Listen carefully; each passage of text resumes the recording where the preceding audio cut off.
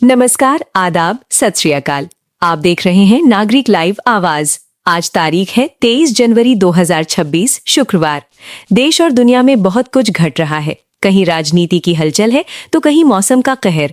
आज की हर उस बड़ी खबर से जो आपसे जुड़ी है, चाहे वो राजस्थान के मौसम का मिजाज हो, बॉर्डर पर सेना की तैयारी या फिर सिनेमा घरों में सनी देओल की दहाड़। तो चलिए बिना किसी देरी के शुरू करते हैं खबरों का सिलसिला। पीएम मोदी का केरल दौरा और विकास की सौगात। आज की सबसे बड़ी खबर दक्षिण भारत से आ रही है। प्रधानमंत्री नरेंद्र मोदी आज केरल के दौरे पर है, जहां उन्होंने राज्य को विकास की एक नई रफ्तार दी है।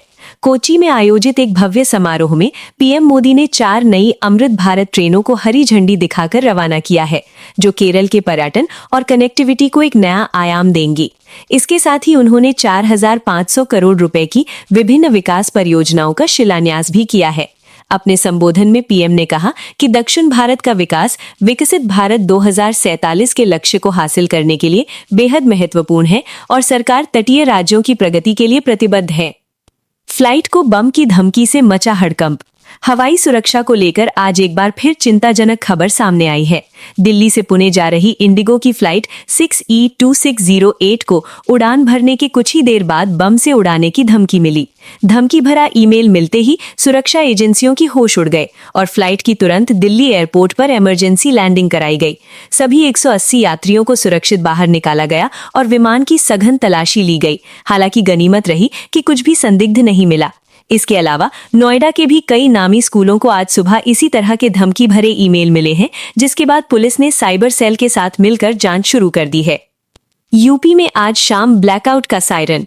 यूपी के निवासियों के लिए आज शाम थोड़ी परेशानी भरी हो सकती है। बिजली विभाग के कर्मचारियों और इंजीनियरों ने अपनी पुरानी पेंशन बहाली और अन्य मांगों को लेकर आज शाम 6 बजे से 10 मिनट के लिए पूरे प्रदेश में सांकेतिक ब्लैकआउट का ऐलान किया है। इसका असर यूपी के सभी 75 जिलों में देखने को मिलेगा। कर्मचारी संगठनों का कहना है कि ये सरकार को जगाने के लिए सिर्फ एक चेतावनी है, लेकिन अगर उनकी मांगे नहीं मानी गई तो वे अनिश्चितकालीन हड़ताल पर भी जा सकते हैं। प्रशासन ने अस्पतालों और जरूरी सेवाओं को इससे अलग रखने का निर्देश दिया है, ताकि आम जनता को ज्यादा दिक्कत ना हो। झारखंड में बड़ा नक्सली एनकाउंटर। सुरक्षा बलों को आज झारखंड में एक बड़ी कामयाबी मिली है। चाईबासा के जंगलों में चल रहे एक बड़े सर्च ऑपरेशन के दौरान सुरक्षा बलों ने 1 करोड़ के इनामी नक्सली कमांडर अनिल दा को ढेर कर दिया है। पिछले कई सालों से पुलिस को उसकी तलाश थी और उस पर कई बड़े हमलों की साजिश रचने का आरोप था। पुलिस के मुताबिक मुठभेड़ आज सुबह तड़के शुरू हुई थी, जो कई घंटों तक चली। मौके से भारी मात्रा में हथियार और गोला बारूद भी बरामद किया गया है। इसे क्षेत्र में शांति बहाली की दिशा में एक बहुत बड़ा कदम माना जा रहा है। राजस्थान में मौसम का ऑरेंज अलर्ट। अब बात करते हैं आपके अपने प्रदेश राजस्थान की। मरुधरा में आज मौसम ने अचानक करवट बदल ली है। मौसम विभाग ने राजस्थान के कई जिलों में भारी बारिश और तेज हवाओं का ऑरेंज अलर्ट जारी किया है। पश्चिमी विक्षोभ के सक्रिय होने के कारण आज सुबह से ही जयपुर, अजमेर और कोटा संभाग में बादल छाए हुए हैं। विभाग ने चेतावनी दी है कि अगले 24 घंटों में 40 से 50 किलोमीटर प्रति घंटे की रफ्तार से हवाएं चल सकती हैं। इसलिए किसान भाइयों को अपनी कटी हुई फसलों को सुरक्षित स्थानों पर रखने की सलाह दी गई है। शेखावटी में ओलावृष्टि से फसलों को नुकसान। मौसम की इस मार का सबसे ज्यादा असर शेखावटी इलाके में देखने को मिल रहा है।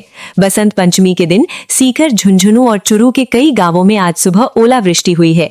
चने के आकार के ओले गिरने से रबी की फसल, विशेषकर सरसों और गेहूं को भारी नुकसान पहुंचने की आशंका है। खेतों में खड़ी फसलें बिछ गई हैं, जिससे किसानों के चेहरे पर चिंता की लकीरें साफ देखी जा सकती हैं।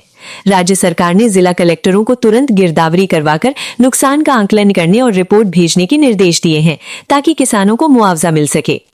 पहाड़ों पर बर्फबारी, मैदानों में ठिठुरन। सिर्फ राजस्थान ही नहीं, पूरा उत्तर भारत इस समय मौसम की चपेट में है। जम्मू कश्मीर, लद्दाख और हिमाचल प्रदेश के ऊपरी इलाकों में भारी बर्फबारी का दौर जारी है।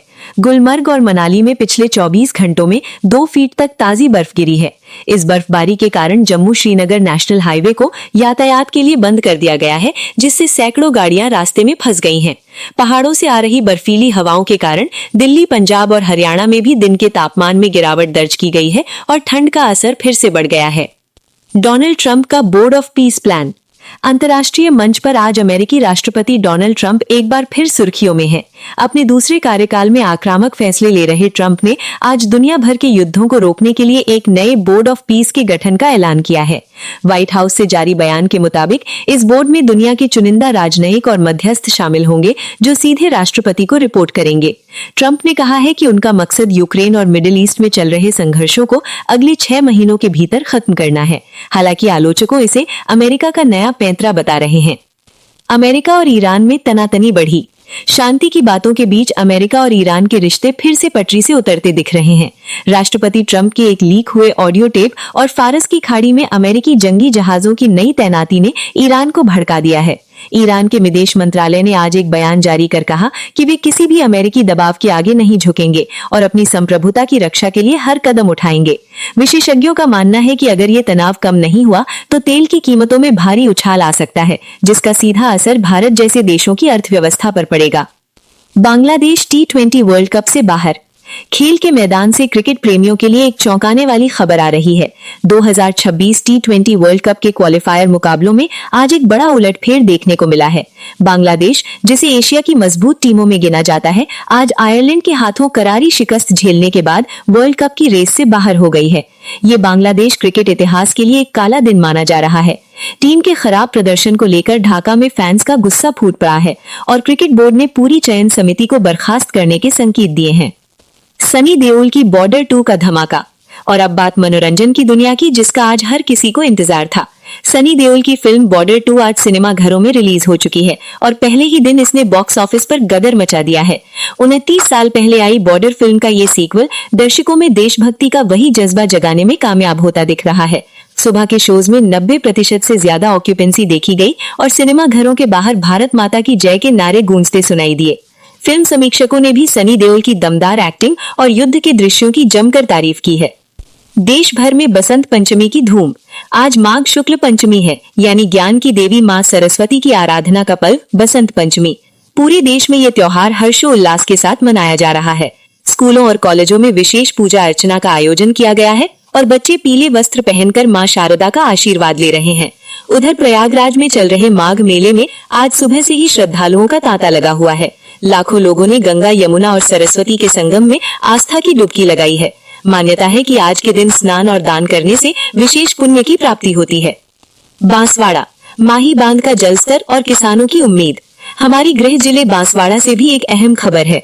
अच्छी बारिश की उम्मीद के बीच माही बजाज सागर बांध के कैचमेंट एरिया में भी बादलों की आवाजाही जारी है। नहरी विभाग ने संकेत दिए हैं कि अगर आगामी दिनों में अच्छी बारिश होती है तो रबी की सिंचाई के लिए नहरों में अतिरिक्त पानी छोड़ा जा सकता है। ये क्षेत्र के किसानों के लिए एक बड़ी राहत की खबर हो सकती है। नागरिक लाइव आवाज की टीम लगातार माही बांध के कंट्रोल रूम के संपर्क में है और जैसे ही पानी छोड़ने की तारीख तय होगी, हम सबसे पहले आपको सूचित करेंगे। तो दोस्तों, ये थी आज 23 जनवरी 2026 की देश, दुनिया और आपके प्रदेश की वो तमाम बड़ी खबरें जो आपके लिए जानना जरूरी था। मौसम विभाग की चेतावनी को देखते हुए हम आपसे अपील करते हैं कि सतर्क रहें और सुरक्षित रहें। अगर आपको हमारा ये बुलेटिन पसंद आया हो तो नागरिक लाइव आवाज को सब्सक्राइब करना ना भूलें और पास वाला बेल आइकन जरूर दबाएं ताकि कल की खबरें आप तक सबसे पहले पहुंच सकें। हम फिर हाजिर होंगे नई खबरों और नए अपडेट्स के साथ। तब तक के लिए मुझे दीजिए इजाजत। आप देखते रहिए नागरिक लाइव आवाज। जय हिंद, जय भारत।